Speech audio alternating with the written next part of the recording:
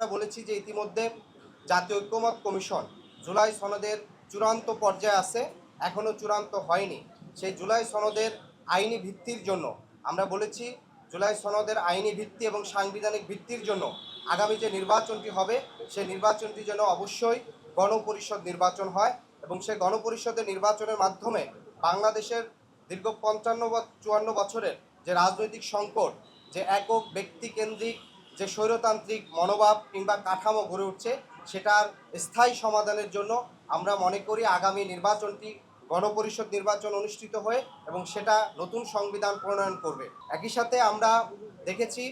বর্তমান যে নির্বাচন কমিশন আছে এই কমিশন গঠনের সময় আমরা তখন নাগরিক কমিটির পক্ষ থেকে প্রতিবাদ জানিয়েছিলাম এবং এখনও আমরা প্রধান উপদেষ্টার দৃষ্টি আকর্ষণ করছি সেই বিষয় যে নির্বাচন কমিশন তাদের সক্ষমতা এবং নিরপেক্ষতার বিষয় যেন প্রধান উপদেষ্টা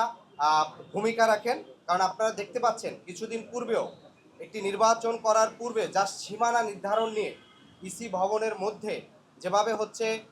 অন্য পক্ষকে যেভাবে হামলা করা হয়েছে সেই বিষয়টি আসলে ইসির সক্ষমতা এবং একই সাথে তার নিরপেক্ষতা নিয়েও প্রশ্ন আসছে। গত 3টি নির্বাচন অবৈধ নির্বাচনের মাধ্যমে ফ্যাসিস্ট সরকার এখানে চেপে বসেছে। ফলশ্রুতিতে সেই 3টি অবৈধ নির্বাচনে সরাসরি ফ্যাসিস্টের সহযোগী হিসাবে এবং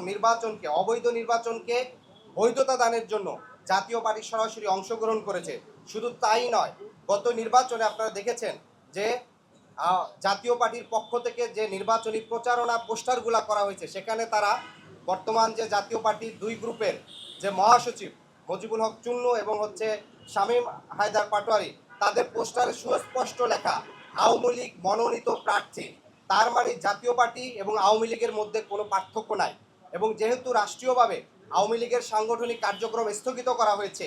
এবং আমরা দেখতে পাই জাতীয় পার্টি আওয়ামী লীগকে নির্বাচনে আনার জন্য প্রকাশ্যে একটা নিষিদ্ধ সংগঠনের বিষয়ে প্রকাশ্যে অবস্থান নিছে। ফলশ্রুতিতে নিষিদ্ধ সংগঠনের বিষয়, সন্ত্রাসী কার্যক্রমের বিষয়ে সুস্পষ্ট অবস্থান নেওয়া এবং বিগত সময় অবৈধ সংসদকে বৈধতা দানের তাদের যে পদক্ষেপ সে বিষয়গুলো আমলে নিয়ে জাতীয় পার্টির সাংগঠনিক কার্যক্রম যেন স্থগিত করার বিষয়ে সরকার আরও বেশি কার্যকর হয় সেই বিষয়টি আমরা